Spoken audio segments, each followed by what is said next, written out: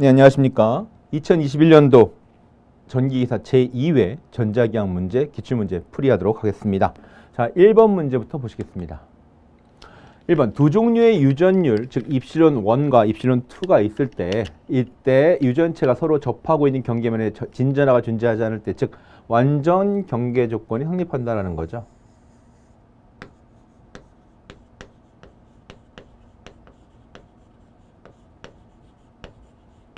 완전 경계 조건이 성립한다고 그랬습니다. 이때 경계 조건으로 옳은 것은 그랬습니다. 자, 일반적으로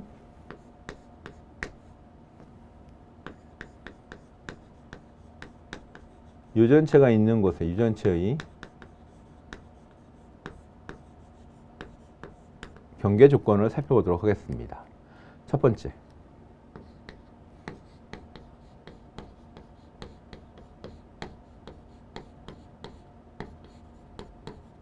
자, 전기의 세기 E는 뭐다?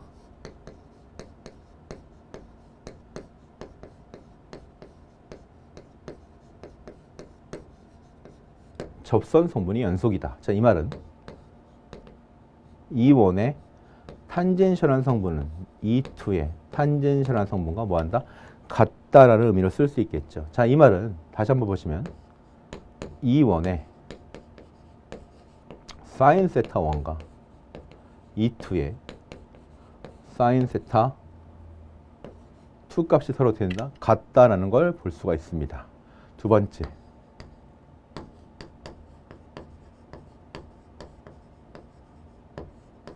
전소밀도 D는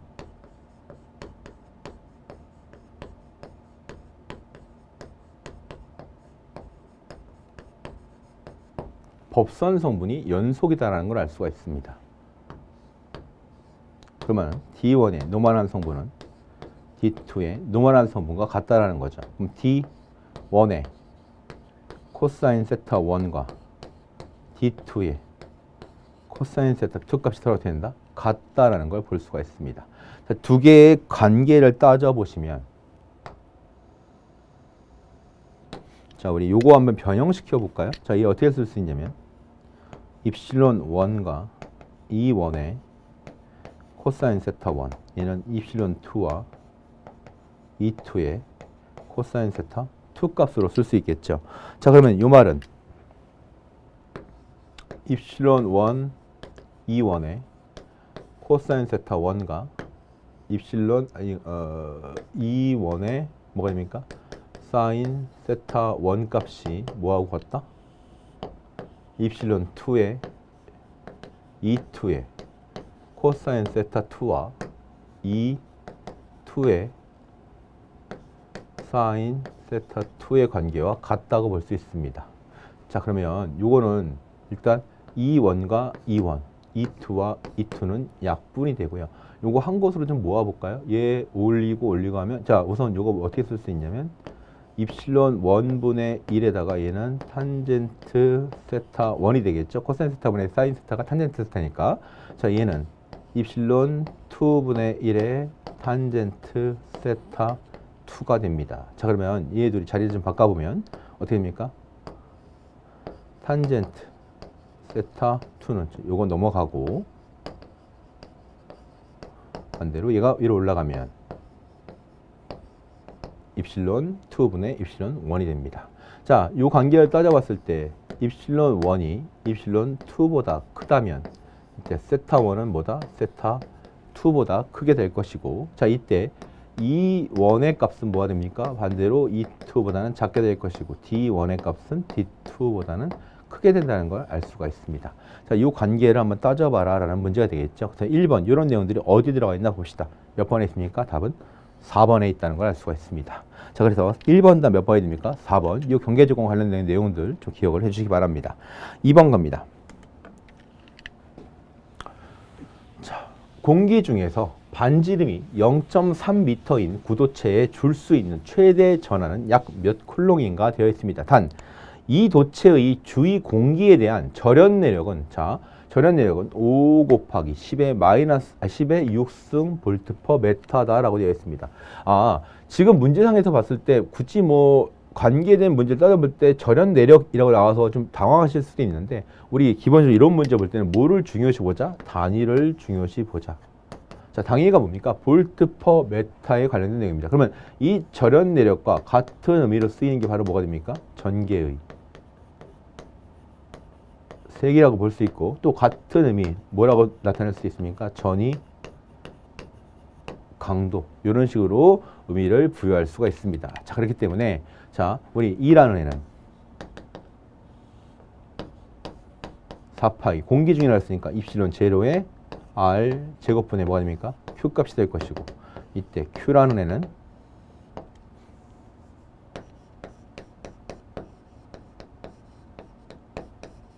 4파이 입실론 제로 R 제곱분의 뭐다?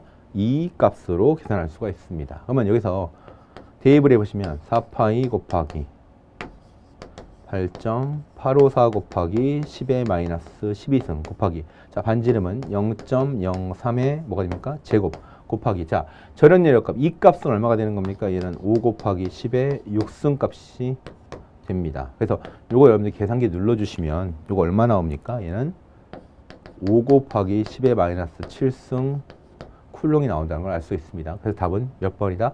1번이다. 자, 어려운 단어가 나오든 자기가 관련된 우리가 이제까지 배우지 않았던 문제에 관련된 단어가 나오든 우리는 항상 뭐를 주목하면 됩니까? 단위를 주목하자. 자, 뭐 주목하자고요? 단위를 기억하시면 그 문제가 풀릴 수가 있다랍니다. 있다라는 거기 때문에 기본적으로 단위를 항상 주목해서 문제를 보시기 바랍니다. 자, 2번 답 몇 번입니까? 답은 1번입니다. 3번 갑니다.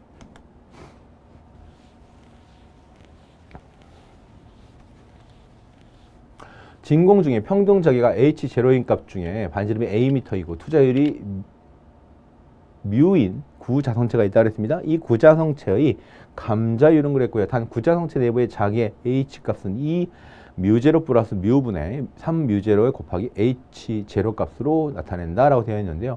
이거 뭐지? 뭐 다른 거 신경 쓰지 않으셔도 됩니다. 뭐에 관한 문제입니까? 즉 감자율. 즉 얘는 형상 계수에 관련된 문제입니다. 자, 뭐에 관련된 문제예요? 지금 얘는 구자성체죠. 자, 그러면 구자성체부터 살펴보겠습니다. 구자성체는 감자율 n이 얼마입니까? 얘는 3분의 1인 걸 알 수 있습니다. 또한 이거 관련돼서 환상 솔레노이드는 얼마다? 0이다. 그 다음에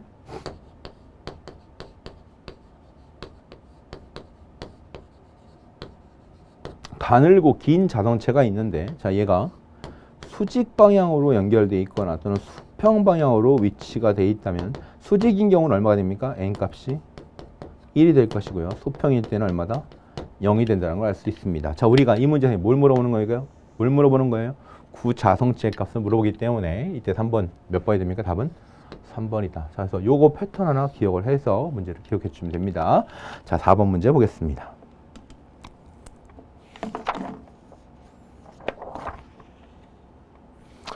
자, 4번 문제 보시면 뭐에 관련된 문제입니까? 얘는 유전율에 대해서 나타나는 단위 최적당 에너지를 물어보고 있습니다. 자, 얘는 단위가 주어지지 않더라도 이 문제상에서 말이 뭐라고 주어졌어요? 단위 최적당 축적되는 정전 에너지다. 단위는 줄 퍼 메타 3승이다라고 되어 있죠. 그래서 결과를 따져보시면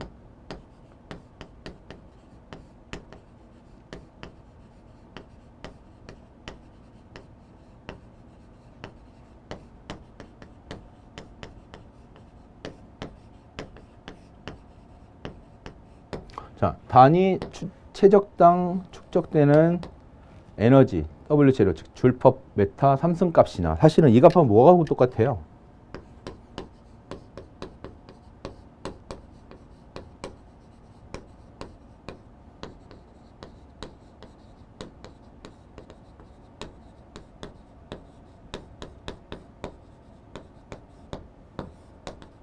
F0 값이나 두 값이 똑같은 거죠. 자, 이 값은 얼마가 나옵니까? 자, 얘는 2분의 1의 입실론 2 제곱 값이나 2분의 1의 2 d 값이나 또는 2 입실론의 d 제곱값으로 나타낼 수 있다. 자, 물론 단위는 에너지로 작용하게 되면 줄 퍼 메타 삼성이 되는 거고요. 단위 면적당 작용하는 힘은 뉴턴 퍼 메타 제곱이 되는 거죠. 자, 그래서 답이 몇 번이 돼야 됩니까? 답은 3번이 돼야 됩니다. 그래서 4번 답은 3번이 됩니다. 자, 이것도 관련된 세트로 같이 기억을 좀 해주시면 됩니다. 5번 문제 보겠습니다.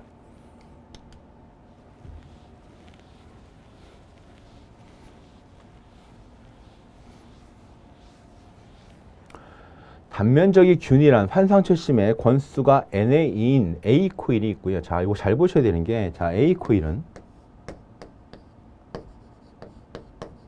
권수가 NA입니다. 이때 B 코일은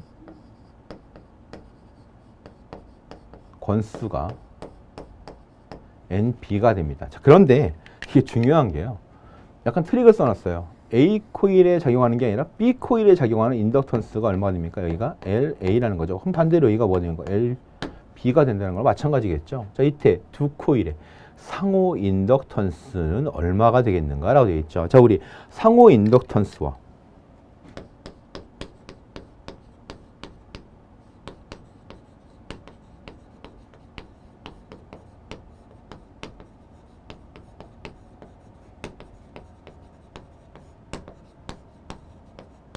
관계를 따질 때 만약에 권수를 통한 관계를 따진다면, 자, 우리 이걸 일단 이렇게 생각할게요. 자, A 코일에는 예를 들어서 권수가 NA입니다. 이때 자기 인덕턴스를 A라고 볼 거고요. B 코일에는 권수가 뭐예요? NB입니다. 이때 자기 인덕턴스를 LB라고 우선 볼게요. 자, 그러면 이때 상호 인덕턴스 M이라는 애는 만약에 LA를 기준으로 본다면 얘는 뭐가 되냐면 NA분의 NB가 되고요. 마찬가지로 LB, 즉 B 코일의 인덕턴스 기준으로 본다면 얘는 NB분의 NA로 쓸 수가 있습니다. 자, 근데 이 문제는 뭐가 됐어요? 반대가 된 거예요, 반대가. 뭐가? 인덕턴스 값이 서로 반대가 된 거죠. 그렇다는 얘기는 뭐 반대로 썼다면 반대로 써주면 되는 거잖아요. 그죠? 자, B 코일에 관련된 내용이니까, 자, LA는 여기 뭐라고 써야 됩니까? NB분의 NA 값이다. 이렇게 써주셔야 된다는 얘기죠. 그래서 요 문제의 답이 어디 있나 찾아봤더니 5번 답 몇 번입니까? 답은 1번에 있다는 걸 알 수가 있습니다. 그래서 원래는 어떻게 된다? 우리가 A 코일에는 LA, B 코일에는 LB 이렇게 주어진 건데 이걸 두 개 바꿔 썼으니까 우리도 바꿔 써주면 되는 거죠. 그래서 5번 답 몇 번이다? 1번이다. 그리고 기본적으로 여러분들 이 관계 따지는 거 상당히 유용하게 쓰일 수가 있으니까 이것도 잘 기억을 좀 해주시기 바랍니다. 6번 문제 보겠습니다.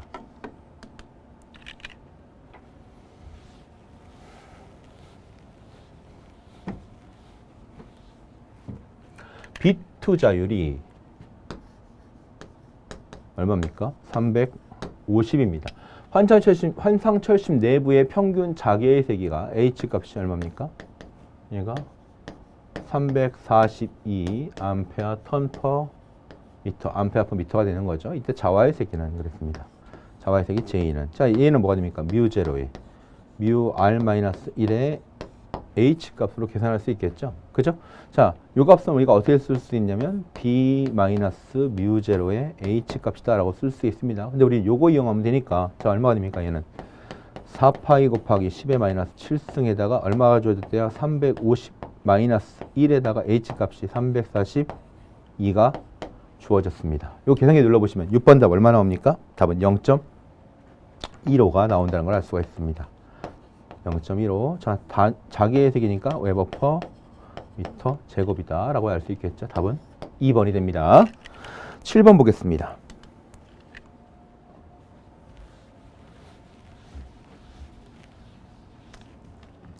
진공 중에 놓인 Q쿨롱의 전하에 발생되는, 자, 전기력선에서입니다. 전기력선에서. 자, 우리 이것도 구분 한번 해볼까요? 자, 어떤 전하가 Q쿨롱이 놓여 있을 때, Q쿨롱이 있을 때, 이때의 전기력선의 수와 전속의 수를 나타낸다면, 자, 우선 중요한 건 매질이 뭐가 된다는 거예요? 진공이니까 이때 입실론 값은 뭐가 된다? 입실론 제로 값이 된다는 거 알 수 있습니다. 그러면 전기력선 수 N이라는 애는 얼마가 됩니까? 입실론 제로분의 Q개를 만들 수가 있습니다. 근데 전속수 풋사이는 얼마가 됩니까? 얘는 Q개 그대로가 되는 거죠. Q쿨롱이 나온다는 겁니다. 그렇기 때문에 일반적으로 문제 구별하실 때 전기력선 순지, 전속인지 기억을 잘 하시고 답은 뭐가 됩니까? N은 입실론 제로분의 Q개가 나올 수 있다. 그래서 7번 몇 번이 된다? 3번이다 라는 거 체크해 주셔야겠습니다. 8번 갑니다.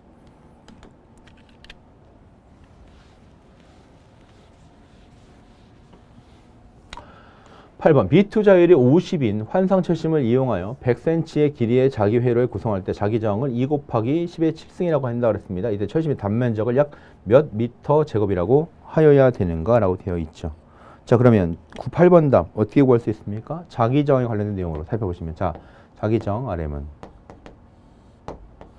뮤 S분의 L 값으로 쓸 수가 있습니다. 자, 그러면 요 관련된 내용만으로 답을 구할 수가 있겠죠. 자, 그럼 얘 다시 한번 써주시면 얘는 얼마가 됩니까? 뮤 제로 뮤 R에다 S분의 L 값으로 쓸 수 있으니까, 자, 우리 뭘 구한다 했습니까? S 값 구한다 했으니까 S는 R과 자리만 바꿔주면 되겠죠. 그럼 뮤 제로에 뮤 R에다가 자기 저항 RM 곱하기 자기 저항 RM분의 L 값이 될 것이고요. 자, 요 값은 4파이 곱하기 10의 마이너스 7승에 묘할 값이 얼마 주어졌다고요? 50. 그다음에 자기 저항 값은 2 곱하기 10의 7승 값이 주어졌고요. 이때 길이 얼마라고 그랬습니까? 100cm. 100 곱하기 10의 마이너스 2승 값을 가지고 있습니다. 그럼 8번 답 몇 번이 되는 겁니까? 7.96 곱하기. 계산기 눌러보시면 7.96 곱하기 10의 마이너스 4승 단위는 미터 제곱이다라는 걸 알 수 있겠죠. 그래서 8번 답 몇 번이 답이다? 답은 7.96이니까 얘가 약 얼마 되는 거예요? 약 8.0 곱하기 10의 마이너스 4승이다라고 볼 수 있는 거죠. 그럼 답은 몇 번이다? 3번이다라는 걸 알 수 있습니다. 자, 9번 문제 한번 보실까요?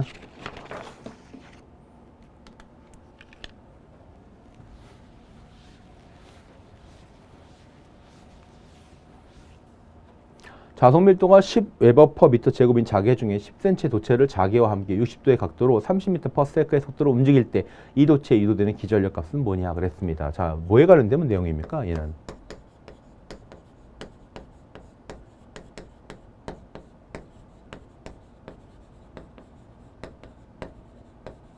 플레밍의 오른손 법칙에 관련된 내용입니다. 즉, 자장에 있는 공간에 도체를 두고 그 도체를 갖다가 Vm/s의 속도로 움직이게 되면 도체는 뭐가 만들어진다? 기전력을 만들 수가 있다는 거죠. 그럼 이 도체의 기전력은 얼마다? V, B, L 값에 사인 세타. 이때 사인 세타 값은 자장과 도체가 이루는 각도를 얘기하고 있습니다.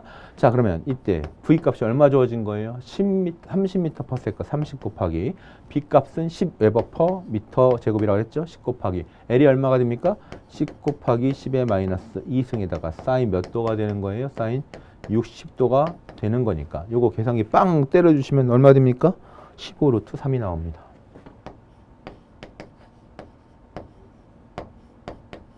15 루트 3 답은 2번이 됩니다. 다음 10번 가겠습니다. 10번. 자, 뭐 단골 문제죠. 전기력선의 성질 구하는 문제는. 그래서 여러분들 기본적으로 딴 것보다 전기력선의 성질 구하는 내용들은 반드시 좀 기억을 해 주셔야 됩니다.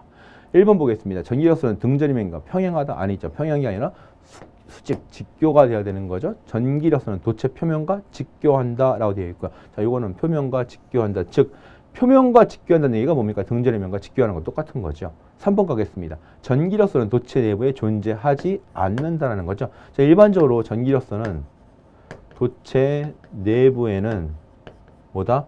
N값도 0이 되고 Q값도 0이 되고 두 값이 0이 되기 때문에 이 값은 0이 됩니다. 자, 그런데 이때 도체 내부에 작용하는 전기는 0이 된다 안 된다? 0이 아니라는 얘기입니다. 그러면 도체 내부의 전위값은 즉 도체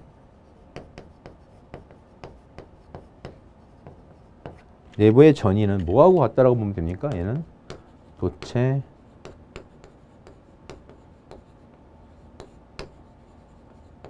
표면의 전위와 같다라고 볼 수 있습니다. 이것도 하나 기억을 좀 해주시기 바랍니다. 10번 갑니다. 자, 4번에 전기력선은 전위가 낮은 점이 아니라 뭐 됩니까? 낮은 점이 아니라 높은 점에서부터 어디까지? 낮은 점으로 이동한다라고 그랬고요. 마찬가지 또 하나 보면 플러스에서 어디로? 마이너스의 전달 쪽으로 이동한다라는 걸 알 수 있습니다. 맞는 거 고르라 그랬으니까 즉 옳은 거 고르니까 몇 번입니까? 10번 다 2번이 될 수 있다라는 거 기억하시면 되겠죠. 11번 갑니다.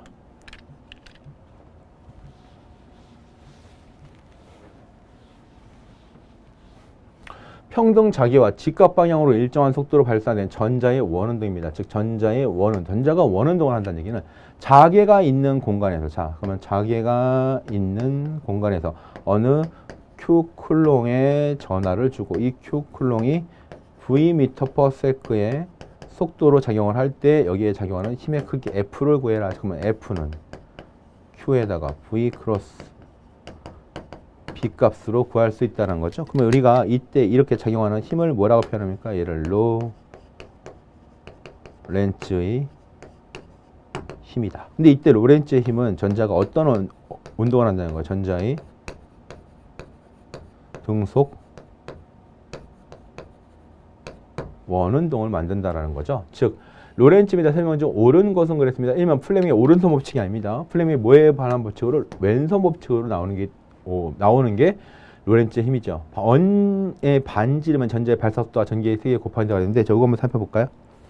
자, 일반적으로 구심력하고 원심력을 어떻게 같은 크기로 나타냈을 때, 즉 QVB, 즉 구심력과 원심력 뭐가 됩니까? R분의 MV 제곱값이 같은 크기로 나타냈을 때 뭐가 된다?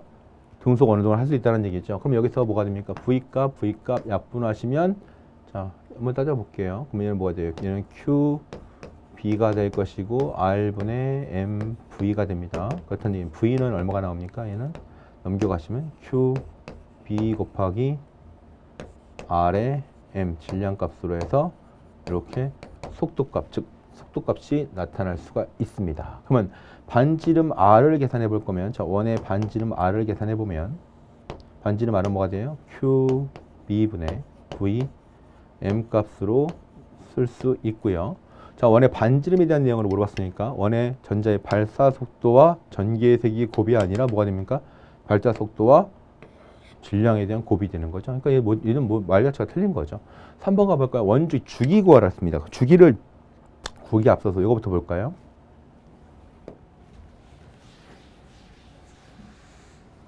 자, 이거 뭐라고 썼나요? 얘는 R은 VM에다가 QB 이렇게 쓸 수 있겠죠. 자, 그 다음에 자 일반적 V라는 속도 V라는 애는 어떻게 쓸 수 있어요?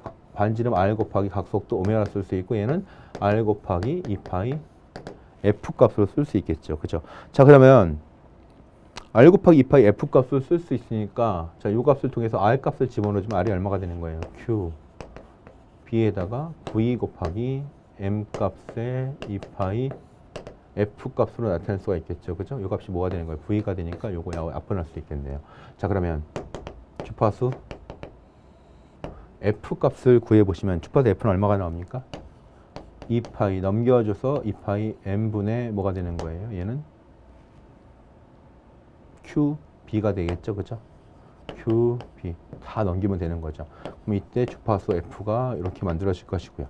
주기 T는 뭐가 되는 거예요? F분의 1이기 때문에 얘는 QB 곱하기 QB 분의 뭐가 되니까 2파이 M으로 주기를 나타낼 수가 있다는 얘기죠. 전자의 원운동의 주기라고 했으니까 주기는 전자의 발사 속도와 무관하다. 무관하네요. 그죠? 왜? 이 성분까지 뭐가 없으니까. V라는 값이 없으니까. 그다음에 주파수는 전자의 질량에 비례한다가 아니라 반비례하는 거죠. 그러니까 뭐가 되었어요? 여기는 비례가 아니라 반비례가 될 것이고 얘는 무관한다. 얘가 맞는 거죠. 답은 11번 답 3번이 된다는 거죠. 자, 이게요, 실제로 문제를 봤을 때 이게 그다지 중요한가라는 문제로 생각할 수 있는데, 그 다음에 이렇게 많은 내용을 다 공부를 해야 되냐라고 할 수 있는데, 기사 문제에서 실제 이 관계 따지는 문제가 종종, 특히 좀 자주 출제되는 경향이 있습니다. 그래서 일반적으로 여러분들이 등속 원운동할 때 주기, 그다음에 속도, 반지름, 그다음에 주파수 이런 관련된 내용들을 좀 기억을 좀 해주시는 게 좋지 않을까 생각을 합니다. 다음 12번 문제 보겠습니다.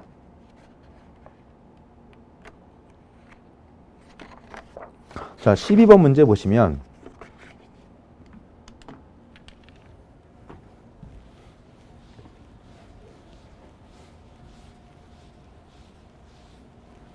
자, 뭐에 관련된 문제예요? 전개 2가 작용했을 때 두 유전체의 전개면이 평행으로 작용하는 경우 전개면의 단위 면적다. 자, 뭐예요? 평행으로 작용한대요. 그리고 이게 신기한 게 여기 2가 이미 나와버렸어요. 그죠? 그럼 2가 나왔다는 얘기는 자, 뭘부터 생각을 하자? 어떤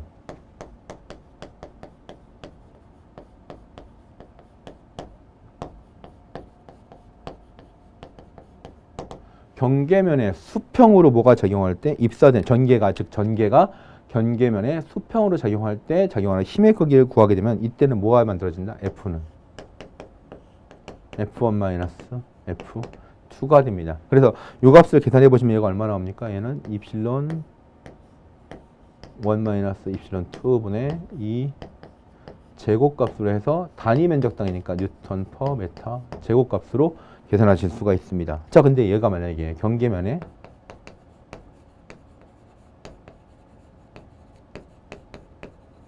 수직으로 작용할 때는 F는 뭐가 됩니까? F2 F1으로 작용할 거니까 얘는 2분의 1에다가 무슨 값인 거예요? 입실론 2분의 1 입실론 1분의 1에 뭐가 D 제곱값으로 구할 수 있다라는 거죠. 이때는 수평일 때는 뭐가 일정하기 때문에 접선 성분이 즉 전개가 접선 성분이 일정하기 때문에 이 값으로 적용할 것이고요. 그다음에 이때 수직인 경우는 법선 성분 D 값이 일정하기 때문에 D 값으로 적용한다. 이런 걸 좀 기억을 해주시면 문제를 좀 쉽게 풀 수가 있습니다.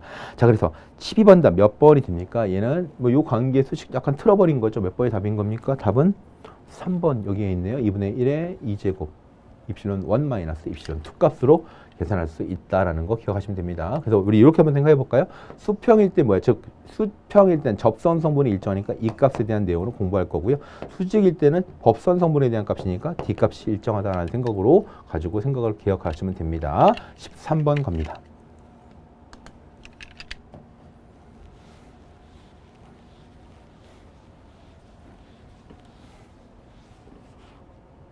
자, 13번 뭐에 관련된 내용입니까? 공기 중에 있는 반지름이 A인 독립금속구의 정전 용량은 그랬습니다. 자, 그러면 자, 반지름 A인 독립금속구, 금속 도체, 구도체의 경우라고 보면 되겠죠. 자, 구도체에 작용하는 전기는 얼마가 됩니까? 얘는 4파이 입실론 반지름 A분의 뭐가 된다? Q라고 쓸 수가 있습니다. 자, 그러면 이렇게 작용한다면 C는 뭐가 되는 거예요? V분의 Q가 될 거니까. 자, 얘는 4파이 입실론 A분의 Q가 될 것이고. 자, 공기 중에 놓여 있으니까 얘가 뭐야? 입실론 제로, 얘도 입실론 제로가 되겠죠?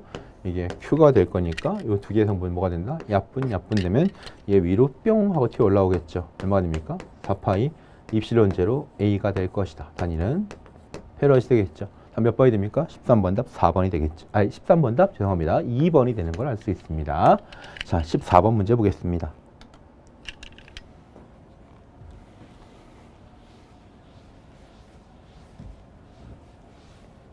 예, 와전류가 이용되고 있는 것은 그랬습니다. 즉, 와전류가 이용되는 경우, 우리 어떤 경우가 있냐 봤더니, 일반적으로 와전류는 뭐가 되는 겁니까? 어떤 곳에 전류를 흘려주거나 어떤 곳에 자기를 가해줬고 그 반대 방향으로 만들어주는 전류가 만들어지기 위해서 흘려주는 거다라고 볼 수 있는데 이때 와전류가 이용되는 거 여러분 대표적인 게 뭐가 있냐면요.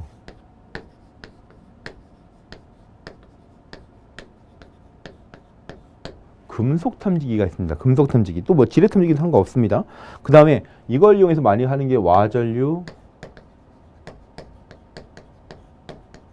비파괴 검사를 합니다. 즉 와전류 비파괴 검사는 뭐냐면 어떤 금속관 같은 데다가 전류 흘려줍니다. 그럼 전류 흘려줬을 때 반사적으로 나오는 임피던스 전류값이 변하게 되면은 어떤 성분이 계속 똑같을 경우에는 신호가 똑같겠죠. 근데 만약에 어떤 성분이 여기 뭐 이만큼 파여 있다. 그러면 여기 성분에 대한 모 값이 달려져요. 와전류 값이 틀려지기 때문에 요거에 대한 임피던스 값으로 얻어내서 실제로 보다 요게 무슨 문제가 발생했다, 안 했다는 걸 알 수가 있습니다. 그래서 와전류 비파 검사가 응용될 수 있고요. 또 하나 가장 중요한 부분이 요즘 많이 쓰이는 게 바로 자기 브레이크. 그러니까 요거 여러분들 딴 거 생각하지 마시고요. 얘는 뭘 생각하면 되냐면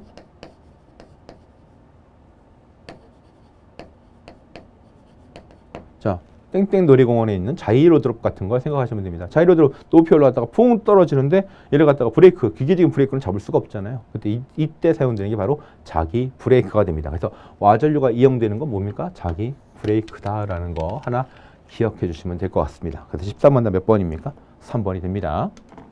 자, 15번 문제 보겠습니다.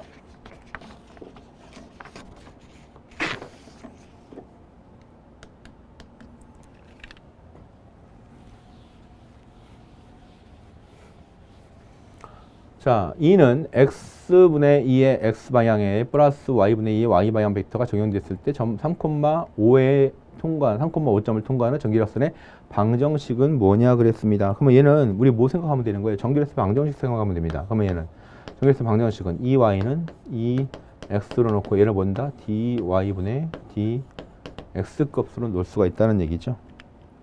아니죠. 반대가 되는 거죠. 왜냐하면 전기력선 방정식이 뭐가 되는 거예요? dx분의 2x는 dy분의 2y가 될 것이고 z방향 소모까지 존재하면 dz분의 2z가 되는 거죠. 그런데 여기서는 지금 z방향 소모에 존재하지 않으니까 이걸 싹 없애버리면 된다는 거죠. 그럼 이걸 약간 변형시켜보면 뭐 됩니까? 이 y분의 이 x는 뭐가 되는 거예요? dy분의 dx 값으로 쓸 수 있고, 자, 여기서의 이 y와 이 x 성분은 자, 볼게요. 2라는 애는 지금 문제가 어떻게 주어졌냐면 x분의 2의 x 방향 벡터 플러스 y분의 2의 y 방향 벡터 값이니까 요게 뭐가 되는 겁니까? 요게 이 x 값이 될 것이고 요게 이 y 값이 된다는 걸 알 수가 있습니다.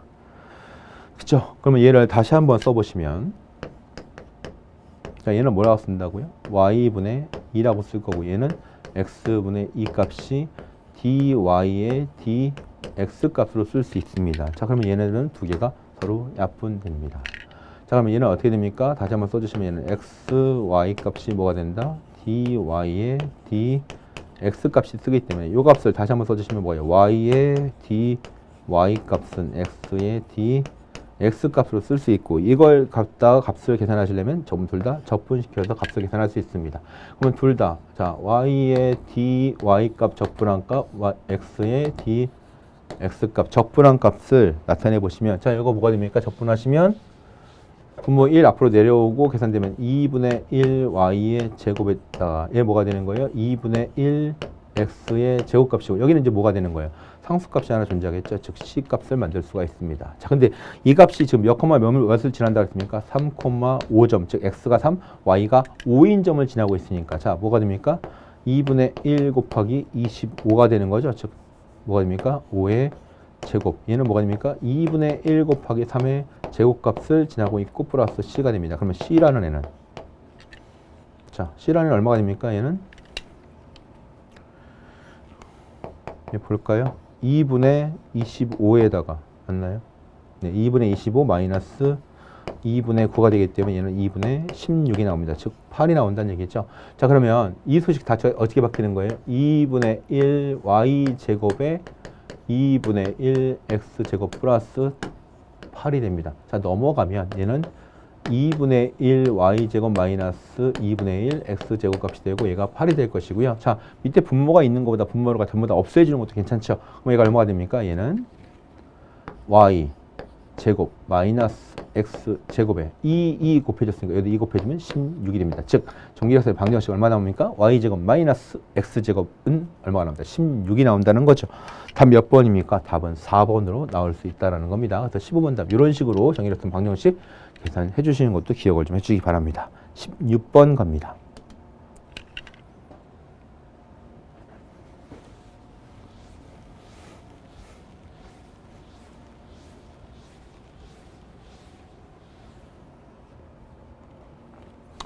어떤 전개가 있다고 그랬습니다. 이때 전개 2라는 애는 루트 2의 2c의 사인 오메가 t 마이너스 c분의 x라고 되어 있는데요. 이거 틀렸네요. 이렇게 되어야겠죠?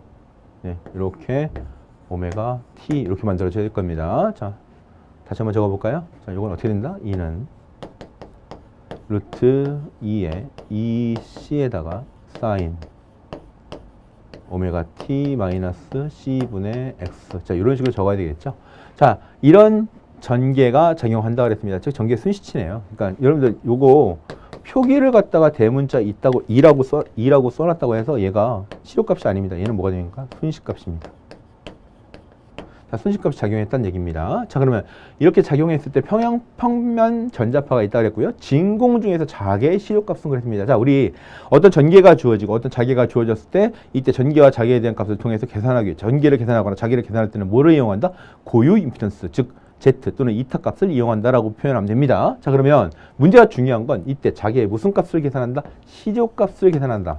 그럼 자기의 시료값을 계산하기 위해서는 전기값도 뭘 적용시켜야 되는 거예요? 시료값을 적용시켜야 되는데, 자, 자세히 보시면 지금 얘가 순식값이라면 이 값이 무슨 값이 되는 겁니까? 이게 최대값이 되는 거고요.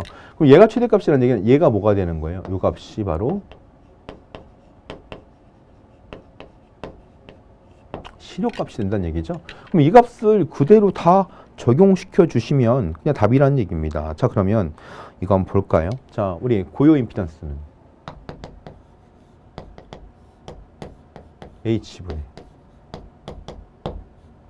2가 될 거고요. 얘는 입실론분의 뮤 값으로 쓸 수 있습니다. 다시 한번 얘를 쓰시면 얘는 두 개로 분리가 되죠. 입실론 제로 뮤 제로 곱하기 루트 입실론 S 뮤 S 값으로 나타낼 수가 있습니다. 자, 근데 자, 여기서는 지금 뭐라고 되나요? 진공 중에라고 되어 있으니까 자, 우선 없앨 건 빨리 없애버립시다. 요가 얼마입니까? 1입니다. 요거 얼마입니까? 1입니다. 그러면 얘는 어차피 루트 안에 들어가 있어도 1입니다. 이렇게 바꿔버릴게요. 이제 그러면 얘는 뭐가 되는 거예요? 진공 상태의 고유 임피던스 값이 됩니다. 그러면 우리가 이 값은 이미 알고 있죠? 요거 얼마입니까? 얘는 377 또는 120 파이라는 거 알 수 있습니다. 그죠? 자, 그럼 다시 한번 써보면 자, 이건 볼게요. 이제 377. 자, 문제에서는 딱 보니까요. 지금 377이라는 값을 쓴 것보다는 120파이라는 값을 쓴 게 맞죠? 그러면 얘는 뭐가 돼요? 120파이는 뭐가 됩니까? H분의 2가 되기 때문에 우리 뭘 구한다고 했습니까? 자개값 구한다고 했으니까 자개 H는 120파이분의 2가 됩니다. 그러면 이 값을 적용시킬 때 무슨 값으로 적용시키겠다는 겁니까? 얘를 시료값으로 적용시키면 뭐 간단하잖아요. 뭡니까? 120파이에 여기는 그냥 2C만 넣으면 답이 된다는 얘기죠. 자, 몇 번이 답인 거예요? 답은 3번이 된다는 걸 알 수 있습니다. 그러니까 굳이 여러분들 이런 문제가 어렵다 생각하지 마시고 얘가 뭐가 된다는 거 순식값, 최대값, 시료값의 관계를 잘 따져보시면 아, 이 값이 무슨 값이다? 순식값이 시료값이다 라는 걸 알 수 있기 때문에 저거는 그냥 이식값 대입해봐라 라는 문제, 그냥 이 공식 알고 있냐? 라는 문제이기 때문에 그다지 어려운 문제 아닙니다. 다음 문제 보겠습니다. 17번 문제 가볼까요?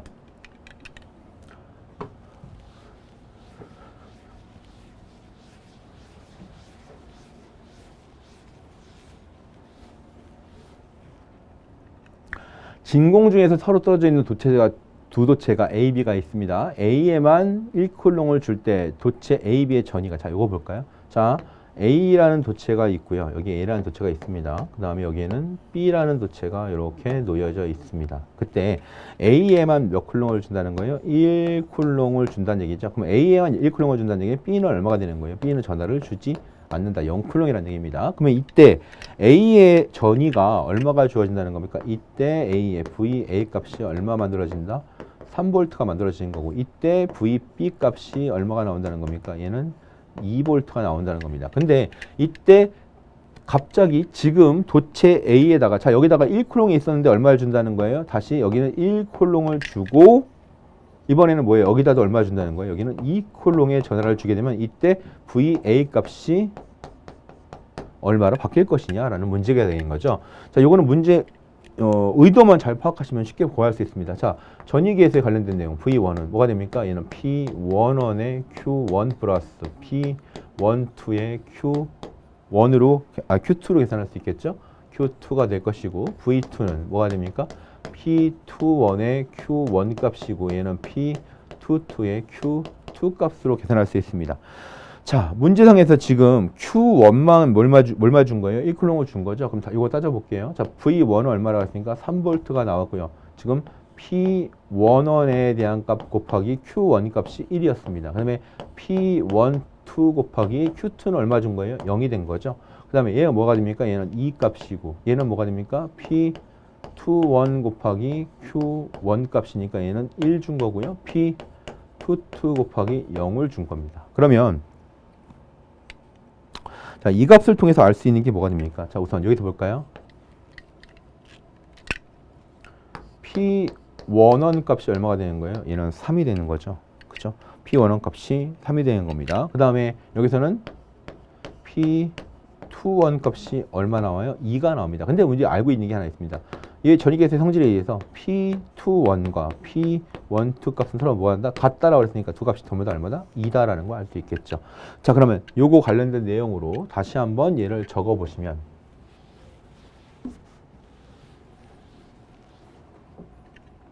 자, V1은 얼마가 되는 겁니까? 3Q1에 플러스 2Q2라는 값을 얻을 수 있다는 거죠. 그죠? 자, 그러면 우리 뭐라고 그랬어요? 이제는 여기에 Q1 값이 얼마 들어간다 그랬어요? 1쿨롱이 들어간다 그랬고, 이때 Q2 값이 2쿨롱이 들어간다 그랬으니까, 자, 그럼 이때 V 다시 값 계산해봐라 그랬습니다. 그럼 얼마가 됩니까? 얘는 3 곱하기 1 플러스 2 곱하기 2가 되니까 몇 볼트가 들어가는 거예요? V1 값은 7볼트가 만들어진다는 거 알 수 있겠죠. 그래서 17번 다 몇 번이 됩니까? 2번. 즉, 전위계수의 성질을 통해서 계산하시면 된다라는 걸 알 수 있습니다. 18번 가보겠습니다.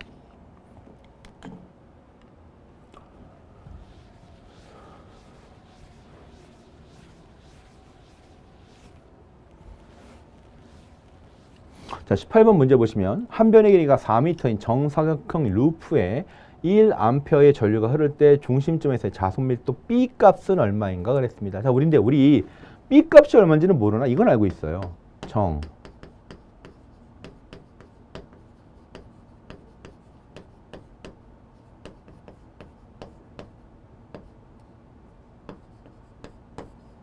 즉 정円각형 중심의 자기 H 값을 알고 있는데 이때 H는 뭐가 됩니까?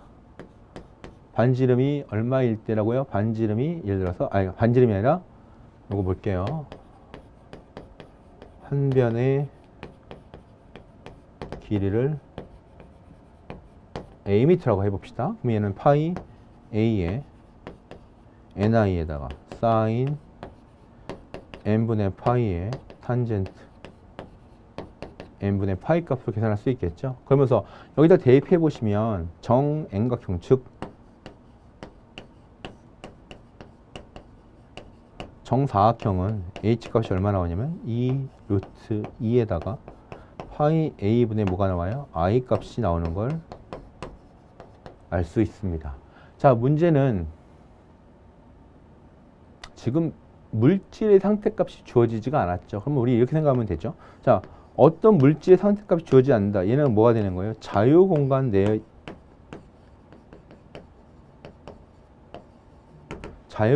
값을 가지고 있다라고 생각하시면 된다는 얘기죠. 그럼 얘는 얼마가 됩니까? 얘는 뮤 제로 곱하기 h 값이 얼마 나왔어요? 2 루트 2에다가 한 변의 길이가 4cm라고 그랬으니까 파이 곱하기 4m라고 그랬죠. 파이 곱하기 4에다가 전류 1A 이거 계산해 주시면 되는 거죠. 그럼 얼마가 됩니까? 4파이 곱하기 10의 마이너스 7승 곱하기 2 루트 2에다가 곱하기 4분의 파이분의 1이 됩니다. 그러면 얘는 요거 두 개 약분하라는 소리겠네요. 그러면 2 루트 2 곱하기 10의 마이너스 7승 계산하시면 되니까 2 루트 2 값만 여러분들 계산해 주시면 되겠죠. 그럼 얼마가 됩니까? 얘는 2.83 곱하기 10의 마이너스 7승 답은 웨버 퍼 미터 제곱 또는 테슬라 값이 되는 거죠. 답이 몇 번입니까? 18번 답 1번이다 라는 걸 알 수 있습니다. 다음 19번 문제 보겠습니다.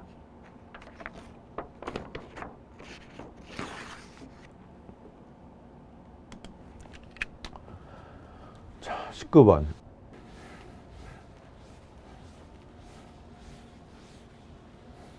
웬만해서는 단도로 출제되지 않는 벡터 관련된 문제가 나왔습니다. 자, 그럼 벡터 관련된 문제는 뭐 벡터의 크기 또는 단위 벡터 이런 거 관련된 것만 잘 풀어보면 되는 거죠. 자, 물론 마찬가지로 단위 벡터 값 계산해봐라 이런 문제가 됩니다. 19번 가겠습니다. 문제 풀어볼까요? 원점에서 0,0,0이란 점에서 1 마이크로쿨롱짜리 점전화가 놓여있을 때 이제 점 P에서의 전개의 세기에 대한 단위 벡터는 그랬습니다. 자, 어떤 점이 있습니다. 여기에 점이 뭐가 됩니다. 0,0,0이 있다고 그랬고요. 자, 이 점부터 얼마큼 떨어졌다 했습니까? P점이 있는데 이 점 P점은 2, 마이너스 2, 4가 된다고 그랬습니다. 이때 요 두 개의 각 포인트에서 전개 2가 작용할 건데 이때 전개 2에 대한 단위 벡터를 계산해 봐라 라는 거죠. 그러면 우리 기본적으로 단위 벡터를 계산하기 위해서는 뭘 할 수 있다? 그 벡터의 크기 값과 전체 벡터에 대한 성분을 나타내야 된다는 걸 알 수가 있습니다. 자, 그러면 어디부터? 벡터부터 생각해 볼까요? 벡터는 어떻게 계산한다고 했습니까? 여기가 무슨 값? 여기가 시점, 즉 시작점이죠. 여기가 뭐가 되는 거예요? 종점, 예, 끝나는 점입니다. 그러면 종점에서 시작점에 대한 값을 빼주면 된다라는 걸 알 수 있습니다. 그러면 얘는 2-0에다가 무슨 값인 거예요? 자, 여기는 방향 성분을 ax, y, z로 표현했죠. 그러니까 여기는 ax가 됩니다. 플러스 마이너스 2 마이너스 0이 되니까 얘는 a, y 플러스 얘는 4 마이너스 0의 a, z 값이 됩니다. 얘 다시 한번 정리해 주시면, 자, 볼게요. 얘는 2의 ax에 마이너스 2의 a, y에 플러스 4az 값을 가지고 있습니다. 됐나요? 자, 이렇게 됐고요. 자, 그 다음에 우선 여러분들 문제 다 풀기 전에 요 항목 일단 중요시 하니까 요거 한번 잘 기억해 주세요. 요걸 마지막에 다시 한번 설명을 드리겠습니다. 자, 그리고 이거에 대한 크기는 루트 얼마가 됩니까? 2의 제곱 플러스 마이너스 2의 제곱 플러스 4의 제곱값으로 계산하시면 루트 24 나오나요? 예, 루트 24 미터가 나옵니다. 자, 그러면 방향 벡터는 크기 분의 r 값으로 r 벡터로 쓸 수 있으니까 얘는 루트 24분의 뭐가 됩니까? 2ax 마이너스 2ay의 플러스 4ax만 해서 계산기를 각각 눌러주시면 됩니다. 그럼 이거 얼마 나오느냐? 이거 얼마 나오냐면 0.408 AS 마이너스 0.408 AY에 플러스 0.9 얼마 나오죠? 0.82가 나오죠? 0.816이 나옵니다. 16A Z 값이 나오는 거죠.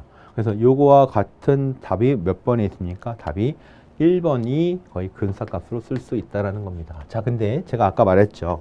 요 값을 중요시 보자라고 했습니다. 그럼 우리 사실은 요것만 보더라도 답을 찾을 수가 있는 방법이 있습니다. 몇 번이 있냐면, 자, 지금 AX의 방향 벡터의 값이 얼마예요? 2가 되니까 얘는 1대 마이너스 1대 몇 값이 돼요? 2. 요런 값에 대한 내용이 어디에 있나 찾아보면 되겠죠. 일단 보니까 여기 뭐가 되는 거예요? 1대 마이너스 1대 2가 되고 얘도 1대 마이너스 1대가 2가 됩니다. 일단 나머지 값은 뭐가 돼요? 마이너스 마이너스 플러스 플러스니까 일단은 두 개는 답이 될 수 없는 거죠. 그러니까 1번하고 몇 번에서 4번으로 찾을 수 있고요. 그럼 나중에 뭐만 계산해 보면 되는 거예요? 요거 하나만 계산해 보면 답이 금방 팍 튀어나올 수 있다는 얘기죠. 됐습니까? 그래서 실제 이런 식의 비율만 가지고도 문제를 풀 수 있으니까 19번 문제는 아, 이런 식으로 푸는 방법도 있구나. 빨리빨리 답을 구하기 위해서는 이렇게 찾는 방법도 있구나라는 것도 기억을 해주시면 됩니다. 우리 전자기하학에서는 기본적으로 부호를 가지고 답을 구하는 방법도 상당히 많이 있으니까 이런 것도 여러분들이 문제 푸시면서 응용하실 때 아, 이런 거 하나 기억해둬야겠다라는 것도 좀 신경을 써주시면 좋겠습니다. 자, 20번 문제 보겠습니다.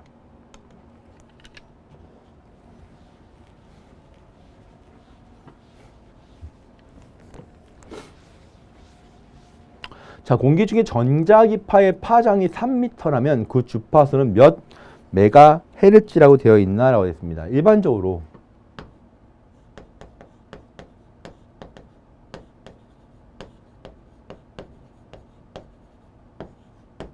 전자기파의 속도 V라는 개념은 어떻게 쓸 수 있습니까? 아니, 속도가 아니죠. 전자기파의 속도가 아니라 주파수에 대한 개념이죠. 전자기파의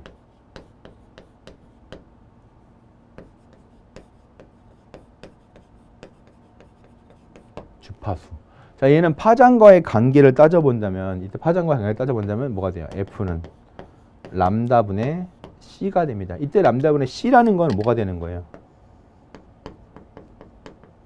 진공 또는 공기 중에 전자기파의 속도값을 얘기하겠죠. 그죠? 자, 그러면 요 값을 통해서 여러분들 계산되면 이걸 어떻게 쓸 수 있다? 자, 람다 값이 얼마예요? 얘는 3m고요. 진공 공개 중에 전자부피의 속도는 3 곱하기 10의 8승이니까 두 개 약분되면 얼마 됩니까?